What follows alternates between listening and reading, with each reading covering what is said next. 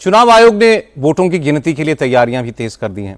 कल रात कोलकाता में जिस तरह स्ट्रांग रूम के बाहर हंगामा हुआ, उससे सबक लेकर आज बंगाल के सारे स्ट्रांग रूम्स के बाहर भारतीय न्याय संहिता की धारा 163 लागू कर दी गई है, जिसके बाद इसकी वजह से ईवीएम स्ट्रांग रूम्स के 200 मीटर के दायरे में अब भीड़ जमा नहीं हो सकती। 5 या उससे ज्यादा लोगों के इकट्ठा होने पर भी रोक लगा दी गई है। आज बंगाल के मुख्य चुनाव अधिकारी मनोज कुमार अग्रवाल काउंटिंग की तैयारियों का जायजा लेने के लिए बांकुरा जिले में थे। बांकुरा में 12 विधानसभा सीटों के वोटों की गिनती के लिए 3 काउंटिंग सेंटर्स बनाए गए हैं। वैसे पूरे बंगाल में 459 सेंटर्स पर वोटों की काउंटिंग होगी। कोलकाता में नेताजी सुभाष चंद्र बोस स्टेडियम के पास खुदीराम अनुशीलन केंद्र की सिक्योरिटी बढ़ा दी गई है। आज यहां पर पैरामिलिट्री फोर्सेस की अतिरिक्त टुकड़ियां तैनात की गई। खुदीराम अनुशीलन केंद्र में ही नॉर्थ कोलकाता की 7 विधानसभा क्षेत्रों की ईवीएम्स को रखा गया है। कोलकाता पुलिस के अधिकारियों ने भी मौके पर पहुंचकर सिक्योरिटी का जायजा लिया। कल यहीं पर टीएमसी के नेता कुणाल घोष और शशि पांजा धरने पर बैठ गए थे। उन्होंने आरोप लगाया था कि टीएमसी के पोलिंग एजेंट्स की गैर मौजूदगी में कुछ अज्ञात लोग स्ट्रांग रूम के अंदर घुसे और फिर वहां हेराफेरी करने की कोशिश की।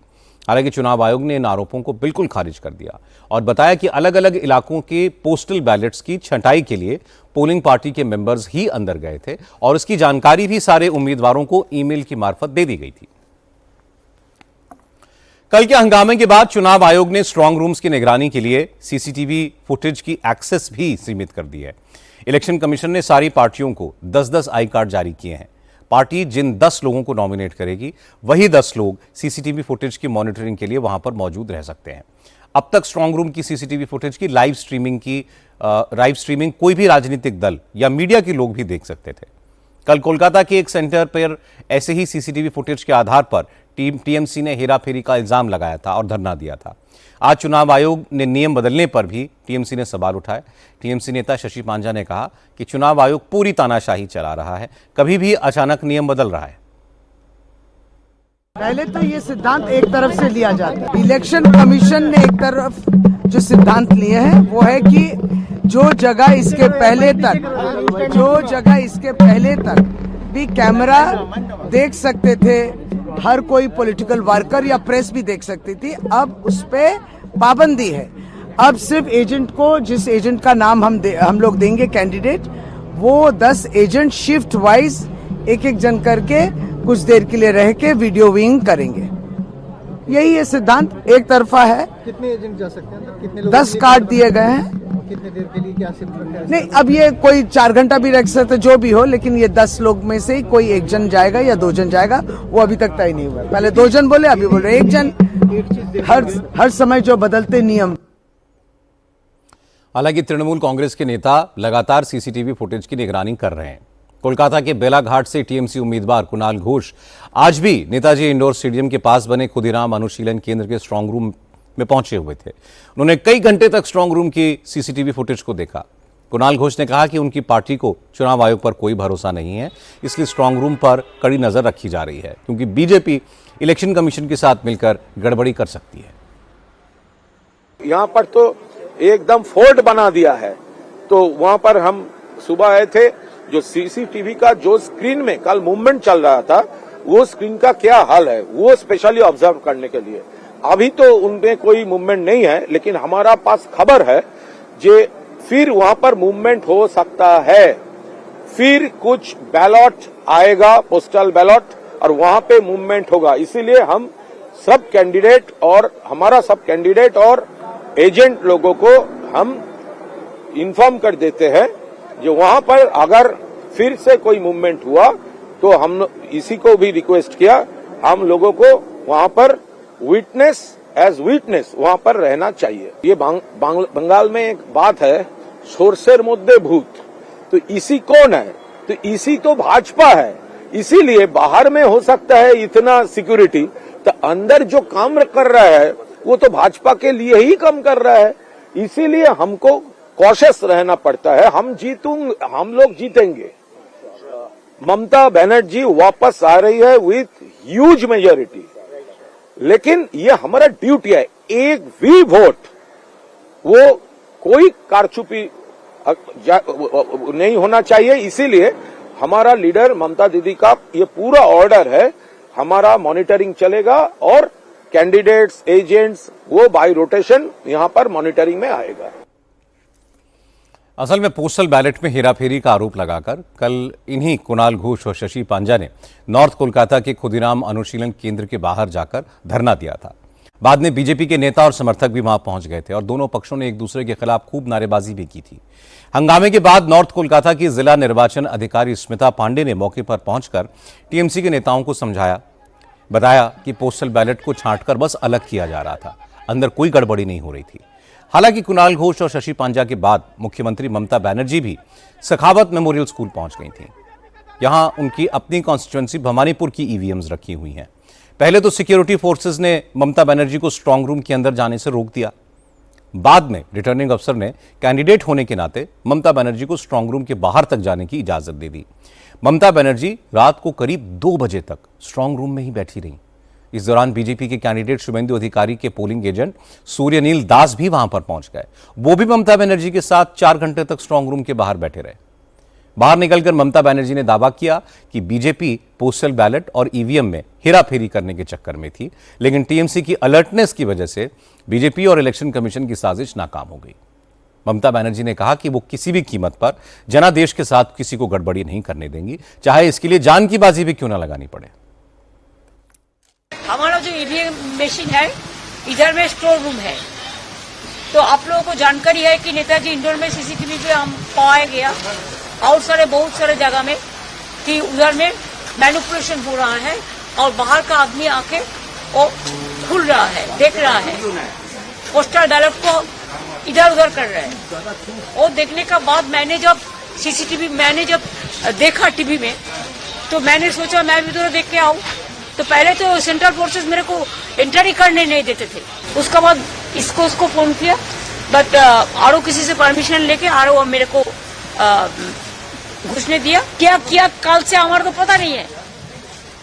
सील किया है, वो तो बैंडेज लगा के रख दिया। बैंडेज तो कभी भी खुल सकता है, आपको सेग्रीगेट भी करना है, तो जिसका कॉन्स्टिट्यूंसी का है उसको एजेंट को बुलाना चाहिए। ऐसे तो वन साइडेड नहीं किया जा सकता है ना। इतना एट्रोसिटीज हुआ है, इतना टॉर्चर हुआ, हमारा एजेंट को इतना अरेस्ट किया, इतना वन साइडेड हुआ, उसका बाद भी अगर ऐसा ईवीएम मशीन को लूट करने के लिए, अगर काउंटिंग लूट करने के लिए कोई कोशिश करे तो हम जिंदगी मौत एक करके हम लड़ेंगे। हालांकि आज बंगाल के मुख्य चुनाव अधिकारी मनोज अग्रवाल ने कहा कि ईवीएम की सिक्योरिटी के पुख्ता इंतजाम है। सेंट्रल फोर्सेज ईवीएम्स की निगरानी कर रही हैं। ईवीएम के साथ कोई छेड़छाड़ की गुंजाइश नहीं है। ममता के आरोप पर मनोज अग्रवाल ने कहा कि उन्हें अब तक ईवीएम में टैंपरिंग की कोई लिखित शिकायत भी नहीं मिली, फिर भी एहतियातन स्ट्रांग रूम्स की सुरक्षा के इंतजाम और बढ़ा दिए गए हैं। हाँ, टैंपरिंग हुई है, कोई कंप्लेंट आए बताइए कहाँ पे हुई है। खाली एलिगेशन लगाने तो कोई एलिगेशन लगाए, टैंपरिंग कहाँ हुई है। सीएपीएफ है वहाँ पे, पूरा सील्ड है, वहाँ पे 3 लेयर सिक्योरिटी है, कोई जा सकता है और टैंपरिंग कैसे कर लेगा। We are ready for any postponed violence. We have got extra forces also. We'll make extra deployment also, and even after the elections, lot of central forces will be here. आज भवानीपुर से BJP के candidate Suvendu अधिकारी भी कोलकाता के सखावत memorial school के strong room का मुआयना करने के लिए गए। शुभेंदु अधिकारी ने कहा कि ममता बनर्जी को अंदाजा हो गया है कि वो चुनाव हार रही हैं, इसलिए उन्होंने नया ड्रामा शुरू किया है। हालांकि इसका कोई असर नहीं होगा, ममता बनर्जी की विदाई तय है। एक तो देखिए, प्रत्याशी के नाते जाना कोई ऑब्जेक्शनेबल काम नहीं है। जो ड्रामा कर रहा है वो ठीक नहीं है। क्या काम है 4 घंटा तक वहाँ जाकर घर में जैसे कपड़ा पहनता है उस करके, क्या है सब, क्या ड्रामाबाजी नहीं। वहाँ ईवीएम टेम्पर हो जाएगा, वो चेंज हो जाएगा। इतना बड़ा गाड़ी लेकर गया, वो गाड़ी में आपका वॉशरूम था, ये था, क्या प्लानिंग था। वहाँ धरना प्रदर्शन करके बंगाल में जो जनता ने जो अपने राय दे दिया, वो राय को चेंज करना है, ये कि क्या है उनका, ये ठीक नहीं है। वो तो सुनने वाला नहीं है, हारने वाला है। करने दीजिए, 2-3 दिन और करेगा। बंगाल में चेंज हो रहा है, सबको पता चल गया। आंकड़ा क्या होगा, कैसे होगा, वो तो 4 तारीख को आ जाएगा दोपहर तक। लेकिन चेंज हो गया, ये तो सबको पता है। नया सरकार आया है, बीजेपी सरकार आ रहा है। हालांकि तृणमूल कांग्रेस ने कहा कि चुनाव आयोग बीजेपी का साथ दे रहा है, इसलिए टीएमसी को हर एक्टिविटी पर नजर रखनी पड़ रही है। टीएमसी के नेता फरहाद हकीम ने कहा कि वो भी अपने इलाके की ईवीएम काउंटिंग सेंटर पर गए थे, लेकिन उनको अंदर नहीं जाने दिया। इलेक्शन कमीशन आपका है, सेंट्रल फोर्स जो गार्ड दे रहा है वो आपका है, पूरा सिस्टम आपका है। टीएमसी की वोट लूट करेगा तब तो आपका जितना आदमी है वो सब गधा है। स्ट्रांग रूम को प्रोटेक्ट करना हर प्रार्थी का फर्ज बनता है, क्योंकि इंसान अपने जो ओपिनियन वो ईवीएम में दिया, और ईवीएम शुड बी प्रोटेक्टेड। अब इलेक्शन कमीशन तो बायस है टुवर्ड्स बीजेपी, तो हम लोग को हर समय ये लगा रहता है ये इलेक्शन कमीशन क्या धांधली कर दे, पहले से कर रहा है। इसलिए जहां पर खबर आया नेताजी इंडोर में जो विदाउट इंफॉर्मेशन वो बैलेट, वहां पर जाना ही नहीं चाहिए। वहां पर जाके क्या सेग्रीगेशन क्या सब कर रहा था, ये हमारे दिल को संदेह आया। और इसलिए मैडम भी अपने गए, हम भी अपने स्ट्रांग रूम में गए देखने के लिए सब ठीक है कि नहीं। हमको भी स्ट्रांग रूम के सामने नहीं जाने दिया, नीचे तक ही हम सीमित रहा। हम भी अपना सेंट थॉमस में गए थे तो हमको ऊपर नहीं जाने दिया, बोला आप कल सवेरे आइए, जब आरओ आएगा तब आइए। हम बोला ये रात को अगर आप साफ कर दीजिएगा हम सवेरे आके क्या करेंगे। अब रात को तो मर गए हैं, सवेरे सिर्फ जलाने का बाकी रह जाएगा। बंगाल से बीजेपी के राज्यसभा सांसद राहुल सिन्हा ने भी ममता बनर्जी के स्ट्रांग रूम में धरने को नाटक बताया। राहुल सिन्हा ने कहा कि टीएमसी को हार का इतना डर है कि हो सकता है कि 4 मई को ममता बनर्जी काउंटिंग के बॉयकॉट का ऐलान कर दें। लेकिन बात यही है, कोई ठोस सबूत उनका पास नहीं आए, कोई पुख्ता सबूत नहीं आए, सिर्फ हवाबाजी करने के लिए ये ड्रामा उन्होंने कर रहा है। लेकिन इस ड्रामा से तृणमूल का ही नुकसान होगा। तो विरोधी राजनीतिक दल इतना दिन करते थे, जो आरोप लगाते थे, आज ममता बनर्जी और उनका साथी वही आरोप लगा रहा है। मतलब काउंटिंग का पहले ही ममता बनर्जी जो विरोधी हो गया, विपक्ष हो गया, वो स्वीकार कर लिया, इसलिए विपक्ष का आंदोलन कर रहा है। प्रैक्टिकली उनका पार्टी का अभी काउंटिंग में बैठने के लिए लोग तैयार नहीं है। कारण तृणमूल कांग्रेस पार्टी चलता है तोलाबाजी से। जो तोलाबाजी नहीं रहेगा तो उनका पार्टी का कैडर कैसे रहेगा, इसीलिए काउंटिंग में आदमी नहीं होगा। इसीलिए उन्होंने अपना कार्यकर्ता को जीवित करने का कोशिश कर रहा है। लेकिन ये नौटंकी तृणमूल के लिए ही भारी पड़ेगी। अभी पूरा जो नाटक हो रहा है, इस नाटक का अंत में ऐसा भी हो सकता है, जो रविवार तक, संडे तक उन्होंने घोषणा कर दिया जब काउंटिंग को बायकॉट कर रहा है। कारण ये कर सकते हैं, कारण भवानीपुर में भी हारेगी, पूरा बंगाल में भी हारेगी। बंगाल बीजेपी के पूर्व अध्यक्ष सुकांत मजूमदार ने कहा कि कल रात ममता बनर्जी ने स्ट्रांग रूम में जो धरना दिया था वो असल में एक नए रोल की प्रैक्टिस है। ममता को मालूम है कि अब विपक्ष के नेता बनने वाली हैं वो, इसलिए अभी से उस रोल की प्रैक्टिस कर रही हैं। टोटल डिस्पैरेटनेस, बौखलाहट है। ममता बनर्जी अभी से ही समझ चुकी है कि उनका पार्टी हारने वाला है, इसीलिए वो अभी से ऑपोजिशन का जो रोल होता है वो ऑपोजिशन की रोल की पालना करना शुरू कर दिया, धरना करना शुरू कर दिया। आगे आने वाले समय में वो लीडर ऑफ ऑपोजिशन भी शायद बनेगी, उनकी पार्टी शायद उनको ही पद देगी और वो ऐसे बहुत सारे धरना करेंगे। अब ऐसे 10,000 लोगों की धमकियां देना, डराना उन्हें बंद करना चाहिए। 10,000 लोग खड़े करेंगे कि 5,000 खड़े करेंगे, बुलाइए तो सही, कोई नहीं आएगा। कोई नहीं आने वाला है आगे। ममता और अभिषेक बनर्जी दोनों भविष्यवाणी कर रहे हैं कि 226 सीटें आ रही हैं उनकी। देखिए वो तो इसलिए कह रहे हैं कि कम से कम काउंटिंग एजेंट्स जो है वो पहुंचे कम से कम काउंटिंग हॉल तक। नहीं तो हालात ऐसे है कि काउंटिंग एजेंट नहीं मिल रहे। आप थोड़ा कान लगाइए उनके, वहाँ बहुत सारे जगह में काउंटिंग एजेंट नहीं निकल रहे हैं उनके, वो जाने के लिए तैयार नहीं है। हालांकि तृणमूल कांग्रेस ने कहा कि जितने बड़े पैमाने पर इस बार बंगाल में पैरामिलिट्री फोर्स को तैनात किया गया, उसी से साफ है कि डरी तो बीजेपी हुई है और बीजेपी का ये डर बंगाल की जनता को अच्छा लग रहा है। और देखिए ना, अभी कल हम लोग थोड़ा प्रोटेस्ट किया तो आज पूरा ये मणिपुर कांगला फोर्ट बनाकर छोड़ दिया। उरी में सेना चाहिए, मणिपुर में आर्मी चाहिए, मणिपुर में ये इंतजाम चाहिए, लेकिन वो यहाँ पर वो कश्मीर में अटैक रुक नहीं सकता, टूरिस्ट लोगों को मौत होता है, पुलवामा में आर्मी को बचा नहीं सकता, उरी में आर्मी को बचा नहीं सकता, मणिपुर जल रहा है, prime minister home minister Bengal में डेली पैसेंजरी कर रहा है, मणिपुर में नहीं जा रहा है, लेकिन यहाँ पर वो पूरा ये वार अनाउंस कर दिया बंगाल के पीपल के अगेंस्ट में।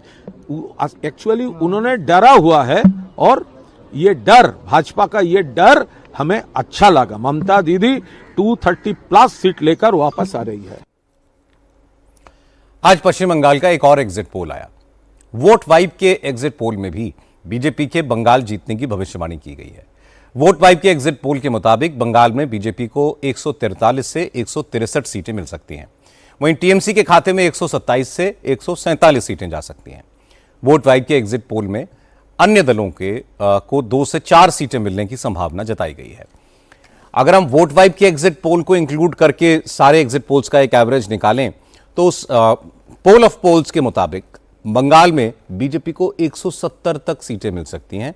तृणमूल कांग्रेस 120 सीटों पर सिमट सकती है। वहीं अदर्स के खाते में 4 सीटें जाने की संभावना है।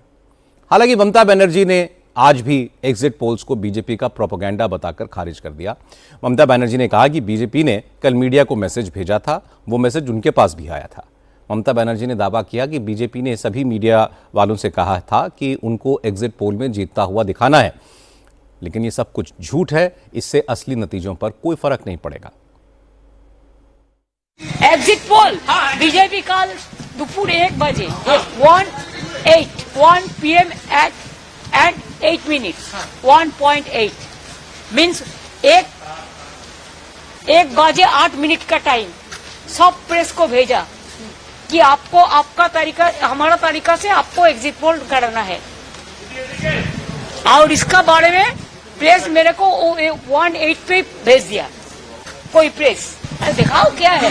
तो 2016 में तो मिनिस्ट्री बना दिया था, 21 में तो पूरा तृणमूल को 102 पे कर दिया था। अभी आप देखेंगे कैसा होता है। 2026 में 26 भी उतर जा सकते हैं। ममता बनर्जी को जम्मू कश्मीर के मुख्यमंत्री उमर अब्दुल्ला का समर्थन मिला। उमर अब्दुल्ला ने कहा कि एग्जिट पोल्स ने तो 5 साल पहले भी बंगाल में बीजेपी की सरकार बनवा दी थी, लेकिन नतीजा बिल्कुल उल्टा आया था। इसलिए सबको 4 मई को आने वाले नतीजों का इंतजार करना चाहिए। मुझे ये बताएं ना, अभी तक कौन सा एग्जिट पोल सही निकला? 5 साल पहले भी जब वेस्ट बंगाल में इलेक्शन हुए थे, सारे एग्जिट पोल्स ने हुकूमत बीजेपी के हवाले की थी। क्या नतीजा निकला? तो अब हमें ज्यादा इंतजार करने की जरूरत नहीं है ना। मंडे को जिस दिन हम सलामी ले रहे होंगे सेक्रेटेरिएट में, उसी के साथ साथ नतीजे भी निकल रहे होंगे।